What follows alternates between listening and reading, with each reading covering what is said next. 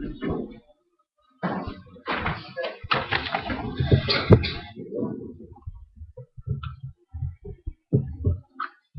God. Glory to God. Amen. Nice kung awitin muna natin yung awiting Because He Lives. Chorus lang. Because He lives, I can face tomorrow. Because He lives, all fear is gone. And because I know He holds the future, and life is worth the living just because He lives. Praise God. Dumulog tayo sa isang panalangin. Hallelujah, Lord God. We know You live. We know that Your mighty presence is with us, O God. Samahan mo po muli kami, Ama, sa pag-aaral ng mga banal na salita. We may encounter some very difficult words to understand, very difficult part of Your doctrines, mga katuruan mo, Ama. Subalit, wala kaming ibang masasandigan, Ama, kundi Ikaw lamang, Ama. Not in our own intellectual faith, not in our own minds, wisdom, Panginoon Diyos, na binigay sa amin ng sanlibutan ito, kundi ang karunungan nagmumula sa iyo, Ama. We are only human beings na napagkalooban mo lang ng kaunawaan, napagkalooban mo lang ng dakilang pribilehiyo na mapag-aralan ng mga dakila mong mga misteryo sa loob ng Biblia, Ama. Help us, Lord, to understand more Your wisdom. Help me more, Lord, to appreciate Your grace upon us, O Lord God. Salamat, Ama. Patuloy na i-bless mo ang bawat isa sa amin ng dakilang mga kaunawaan at kapakumbabaan magpasakop sa mga banal mo salita. Salamat, O Ama. I-guide mo ang bawat isa. Keep us humble all the times, Panginoon Diyos. Salamat, Ama. Muli ang lahat ng karangalan, kapurihan, kadakilan sa iyo. In the mighty name of Jesus, we all pray. Amen. Let's turn our books to the book of Daniel.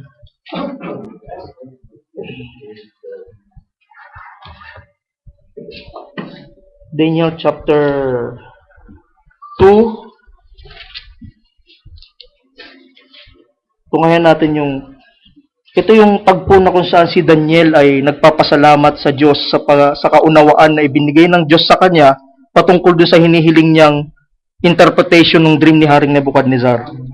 Sabi niya sa 20, Daniel answered and said, Blessed be the name of God forever and ever, for wisdom and might are His. And He changeth the times and the seasons. He removeth kings, and setteth up kings. He giveth wisdom unto the wise, praise God, and knowledge to them that know understanding. 22, He revealeth the deep and secret things. He knoweth what is in the darkness, and the light dwelleth with Him. Tungayan natin kung ano yung pinahayag sa kanyang panaginip. Sa verse 31 ng same chapter, Daniel chapter 2, sabi niya, Thou, O King, kausap niya si Haring Nebuchadnezzar, sawest, and behold, a great image. This great image, whose brightness was excellent, stood before thee. And the form thereof was terrible. The image head was of fine gold, his breast and his arms of silver, his belly and his thighs of brass, his legs of iron, his feet part of iron and part of clay. Thou sawest still that a stone was cut out without hands, which smote the image upon his feet that were iron and clay, and brake them to pieces. Then was the iron, the clay, the brass, the silver, and the gold broken to pieces together, and became like a shaft of the summer threshing floors. And the wind carried them away, that no place was found for them. And the stone that smote the image became a great mountain, and filled the whole earth. This is the dream, and we will tell all the interpretation thereof before the king. We may all be seated, brothers and sisters. Nais kong pamagataan ng mensahe na ito ng the feet of iron and clay. we will again tackle into deep things, mga kapatid. Gawayan nawa tayo ng Diyos sa pag-aaral na ito. Isang napakaganda. Kung paano si Nebuchadnezzar ay kinalabutan nung nakita niya yung image. I'm sure ganun din ang magiging reaction natin. Yun nga lang, ang pangingilabot natin, hindi na dun sa pagkatakot, sa pagkamangha at pagbibigay natin ng kadakilaan sa Diyos sa mga kapahayagan na ibibigay niya sa atin. Praise God. Feet of iron and clay. So ano ba ang ibig sabihin nung paa na gawa daw sa putik at bakal tsaka putik na pinaghalo, yun yung composition ng paa. So alam natin, magbigay lang muna tayo ng short background para sa mga hindi pamilyar dito sa mga tagpong ito. Lahat naman siguro tayo kilala natin ang propetang Daniel. Praise God. Propetang Daniel, we all know, ginamit siya ng Diyos mightily sa kanyang ministry bilang isang propetang Israelita. And we know itong 70 weeks of Daniel galing pinaunawa ni Angel Gabriel sa kanya. So we know he was mightily used by God. And siya ang sumulat ng Book of Daniel, itong propetang Daniel. Pero ang setting ng Book of Daniel ay wala sa Israel. Hindi sa Israel naganap yung mga kaganapan sa Book of Daniel, kundi sa Babylon. Bakit napadpad siya doon? Anong ginagawa niya doon? Ang nangyari ito mga kapatid, kung babasahin niyo yung chapter 1, ang nangyari dyan ay si Haring Nebuchadnezzar, taong 604 BC, before Christ, 600 years bago dumating ang Panginoong Kristo, nilusob ni Nebuchadnezzar yung kingdom ng Israel at Judah. At natalo yung Israel sa labanang yon. Naging dahilan para lahat ng mga kabataan na mayroong kakayanan, may potensyal, kinuha nila at ginawa nilang captive at tinitraining nila dun sa kanilang lugar sa Babylon. At napasama dito si Daniel. So yun yung background. Si Daniel, isang batang, sabi ng weta, he is only a teenager at this point in time. Kinuha siya, ginawa siyang preso, not actually technically a preso kasi pinag-aaral siya ng gobyerno ng Babylon. Pinag-aaral siya, tinitrain siya, in-educate siya, para sa ganun balang araw magamit nila. So, i-set up, si Daniel, habang pinag-aaral siya, well, although he is actually being educated by this Babylonian Empire, he is staying true to his faith. Hindi naging dahilan yun na dahil nakikiayon siya sa Babylon, hindi naging dahilan yun para makisama siya sa Babylon. Which is actually a type of us. Di ba pinag-aral din tayo ng mundong ito? Yung mga karunungang alam natin, galing sa mundo yan eh. Yung mga kursong kinuha natin ng college, galing sa mundo yan. We cannot attribute that to God dahil hindi bahagi ng eternal plan ng Diyos yan. Yan ay mga pinagkaloob lang sa atin ng Diyos, pero hindi dapat maging dahilan para tayo ay humiwalay sa Diyos. So ganun si Daniel. Nasa ganun kalagayan siya. Pinag-aaral siya ng Babylon Empire. Natututo siya. Pero he is staying true dun sa pananampalataya Diyos na nag-iisang Diyos, which is very amazing mga kapatid. Then, lumipas ang 3 taon na dumating itong Daniel chapter 2, si Haring Nebuchadnezzar na naginip ng isang napakagandang panaginip. Sabi ng Biblia, nakakakilabot na panaginip. Unfortunately, hindi niya maalala paggising niya na nangyayari sa atin yung mga kapatid. Yung mananaginip ka, sobrang amazed ka sa panaginip mo, dala-dala mo yung damdamin paggising mo, emotional, kung ba nakakatakot yung panaginip mo, paggising mo natatakot ka. Kung masaya yan, paggising mo, masayang-masaya ka. Pero for some reason, hindi mo maalala yung panaginip. Kahit anong gawin mong recall, nawala na. So, ganun yung nangyari kay Nebuchadnezzar. So, tinanong ni Nebuchadnezzar, yung mga advisors niya. May mga advisors siya, mga dream interpreters. Sabi niya sa mga advisors niya, sabihin niyo sa akin, anong ibig sabihin ng panaginip ko? So, natural, kung ako man yung advisor, tatanong ko muna sa Hari, ano muna yung panaginip mo? Sabi ni Nebuchadnezzar, the thing has gone from me. Nawala sa akin yung panaginip. Ngayon, i-interpret niyo. So, which is very, very, parang napapaka-unjust naman nata ng ganong klaseng utos. Siya na nga nakalimot, siya nga nagpapa-interpret, at nung hindi ma-interpret, ipapapatay niya lahat ng kalalakihan. So, which is very unjust. At nagkataon, madadamay si Daniel dito. Si Daniel, tsaka yung iba niya mga kasama, sila Shadrach, Meshach, Abednego, madadamay sila. So, ngayon, alam niyo mga kapatid, naniniwala ako niloob ng Diyos na makalimutan ni Nebuchadnezzar yun.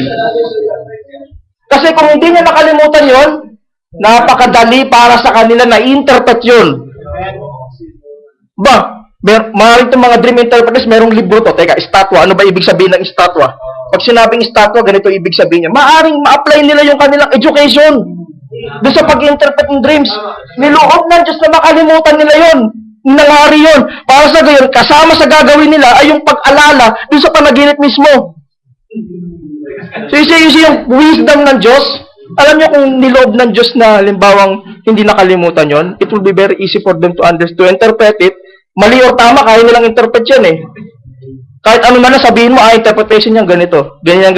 Tungkol yung estatwa na yan, ganito ang ibig sabihin yan. Pero no, God niloob ng Diyos na mahayag. Una, matanyag si Daniel bilang kanyang propeta. At ikalawa, matanyag yung Diyos ni Daniel. So yun yung motibo ng Diyos kaya niya ipinalimot muna sa hari. Ganyan, papaalala din naman pala bakit ipalilimot pa. Da? So he made it that way so that the true interpretation will not be lost. The true interpretation, kita nyo kaya maraming misteryo sa Biblia eh. Hindi ginawang madali ng Diyos ito para lahat sa gayon, yung mga tao na tunay na pinili will always look back to God, will always go back to God for the interpretation. Kasi kung naging madaling mag-interpret ng mga misteryo sa Biblia, baka kanya-kanya na lang tayo interpret, lahat tayo sabihin natin tama tayo. Pero no, Daniel made sure that his interpretation is true because galing sa Diyos yun. Hindi galing sa nabasa niya sa libro. Nabasa ko pag estatwa pala, ganito ang ibig sabihin.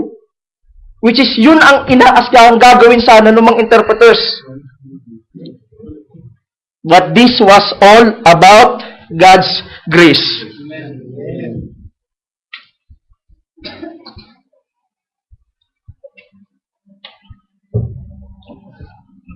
Para makilala si Daniel bilang propetang ginagamit ng Diyos at para matanyag yung Diyos sinasamba ni Daniel.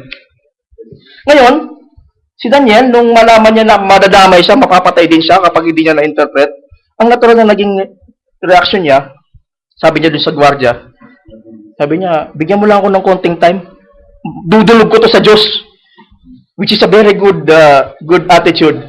Sa halip na tumalong ka agad, sabihin mo na, ganito ang ibig sabihin niyan, anyway, propeta naman ako, sa halip na gano'n ang gawin, dumulog muna sa Diyos, sabi niya dun sa gwardiya, hintayin mo lang, bigyan mo lang ako ng konting time. Mananalangin ako sa Diyos, pagbalik ko, meron ako sagot. Praise God. Daniel, ito yung wala doon sa mga interpreters. Yung pagdulog sa tunay na Diyos. Yung mga interpreters kasi noon, they are learned people. Kaya hadlang talaga ang education sa mga revelation. Well, I'm not saying na ang education di natin kailangan yan. We need education. Kailangan natin yan. Pero, education will affect sometimes. Kapag hindi mo ito na-handle ng maayos, it will affect the way we handle revelation. Uunahin natin yung ano ba yung napag-aralan ko sa school. Yun yung ginagawa ng mga interpreters eh. Sinisikap nila, siguro mayroon silang database ng mga panaginip na kapag nanaginip ka ng ganitong tao, ganito ibig sabihin. Kapag ganitong bagay, ganito ang ibig sabihin. Pero sa pagkakataon, walang saysay yung nalalaman ng tao. Hindi nila may interpret ito. Si Daniel, hindi siya na-train sa ganong klaseng pamamaraan. Alam niya, wala siyang ibang sasanggunian kundi ang Diyos. Dapat ganun din tayo mga kapatid. Wala tayong ibang pwedeng sanggunian, hindi ang tao, hindi ang sarili natin, kundi ang Diyos. Tipo ito ng mga kapatid yung nangyari to. This is actually a type of the age we are living in. Yung mga taong may educational background, mga taong nag-aral sa seminaryo, sa Bible school, they tend to have no understanding because they are being confined, nahahadlangan sila ng kanilang mga pinag-aralan, nabubulagan sa mga pinag-aralan. So, samantalang ang mga tunay na pinili ng Diyos, they look not after this education, but they seek after the truth that comes from God.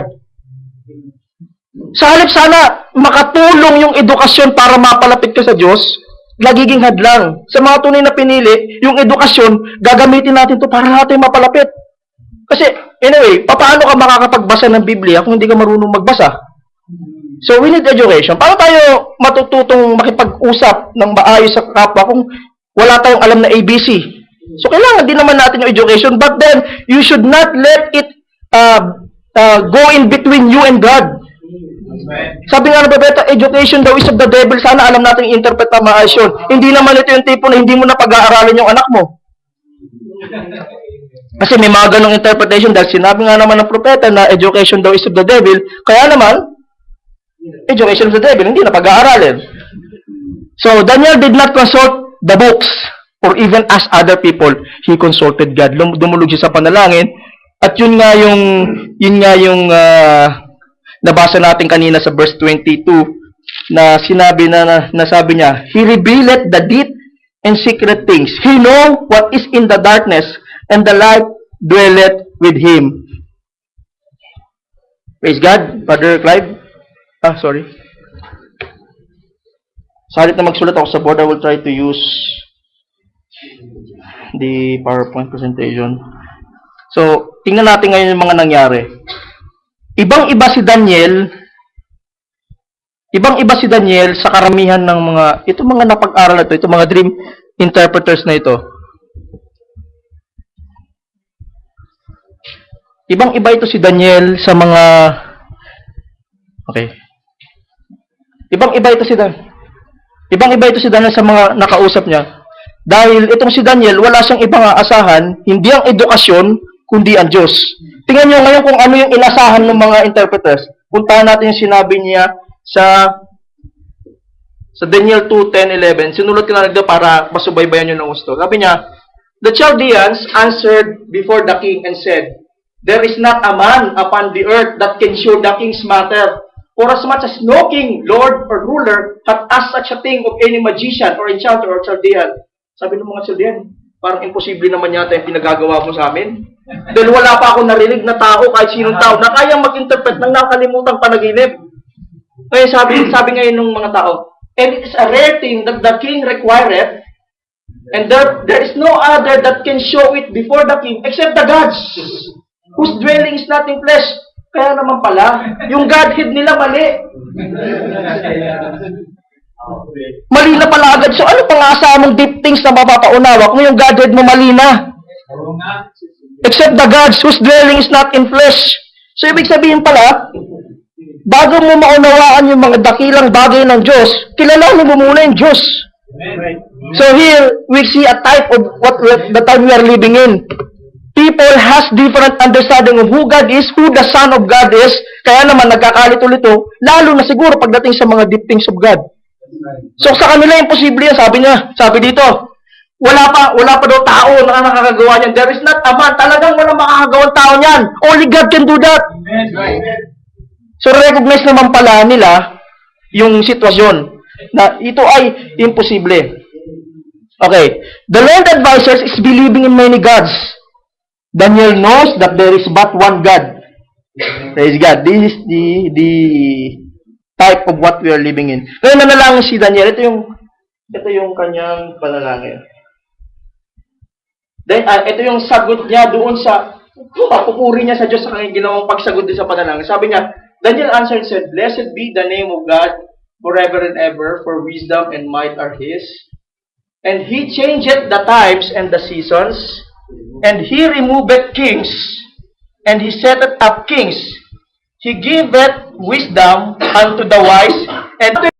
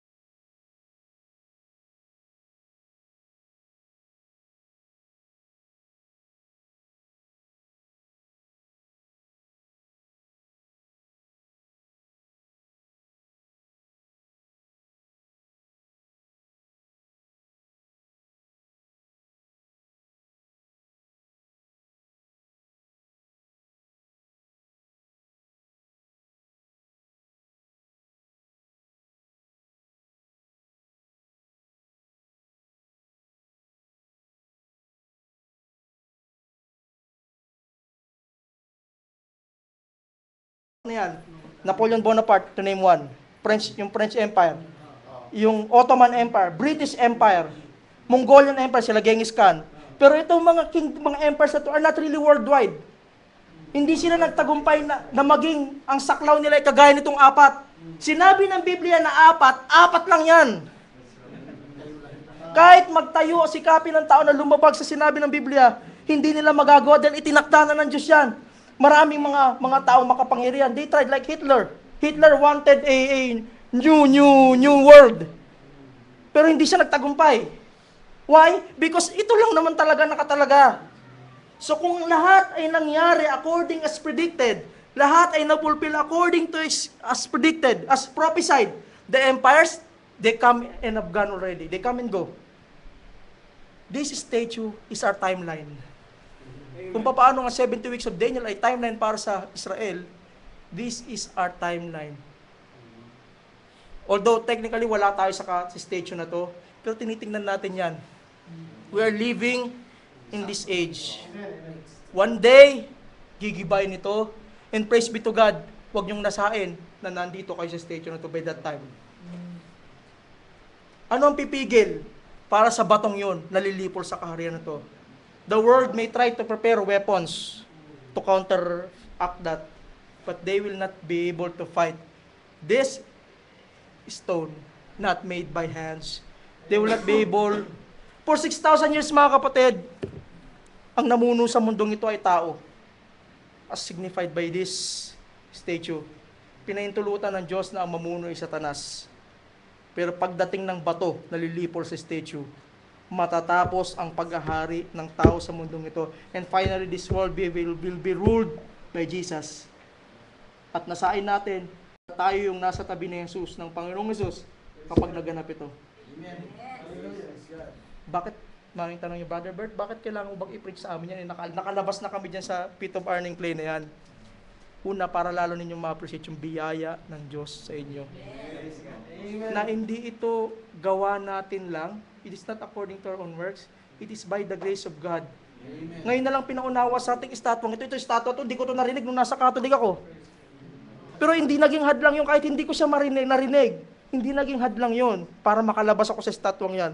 Dahil mayroong Diyos na nagtalaga sa akin para makalabas sa estatwang yan. It's not by my own merits na nakalabas ako sa sistemang yan. I know, yung sistema na yan, hindi natin makayang baguhin yan. Nandiyan na yan. Kahit ano gawin natin, we cannot go by the system. The system is already there. Ang kailangan natin gawin, we must live according to faith. Kung ano man ang ginagawa ng sanlibutan na ito, let them be. Let them both grow together until the harvest. Wala. Praise be to God, nandun to naman tayo sa panahon ng feet of iron and clay. Magpasalamat kayo, wala na tayo dyan sa iron and clay na yan. At isang kingdom ang paparating at nandun tayo sa kingdom na yun. Sabi nung Hebrews 12:28, as we close, sabi ng Hebrews 12:28, wherefore, receiving a kingdom that cannot be shaken, let us have grace, whereby we may offer service well, pleasing to God, with reverence and awe. Praise be to God. Let us all stand, brothers and sisters. Hallelujah.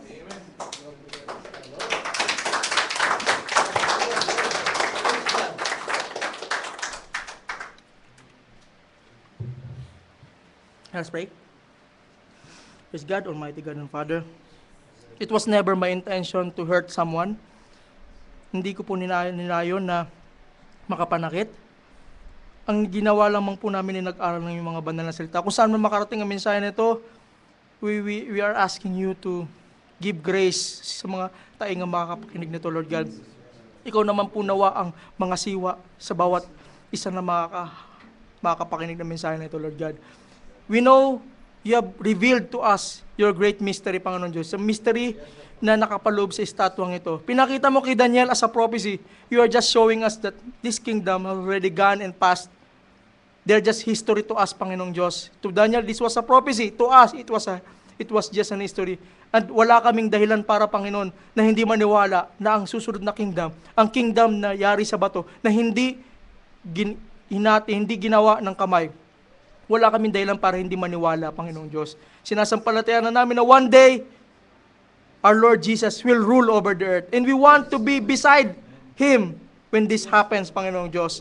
O Lord God, salamat sa biyaya mo, salamat sa ipinagkaloob mo sa amin. O Lord God, na biyaya na makalabas kami sa statue, lalo sa paa, na kung saan ito'y binubuo ng iron and clay, Panginoong Diyos. We thank you, Lord God, kung papaanong nakita ni Daniel nito noon at nagbigay sa kanya ng kalakasan. Let this be also a strength, give us strength, Panginoong Diyos. O Lord God, we humbly submit in your mighty presence. We humbly submit in your own goodwill, Panginoon Diyos. Salamat, Ama, muli ang lahat ng karangalan, kapurihan, kung anuman pa, Panginoon Diyos, ang nabanggit ko na hindi karapat-dapat, Panginoon Diyos, sa banal mong salita, let that be na tanggalin niyo po sa mga puso namin. Bagkus ang panatili niyo po sa amin ay ang mga salita mong tunay, mga salita na may nagbibigay ng kagalingan sa mga aming mga sarili, Panginoon. Salamat, Ama, muli, Panginoon, ang lahat ng kadakilan, kapurihan, kaluwalhatian ay sa iyo. In the mighty name of Jesus, we all pray. Amen.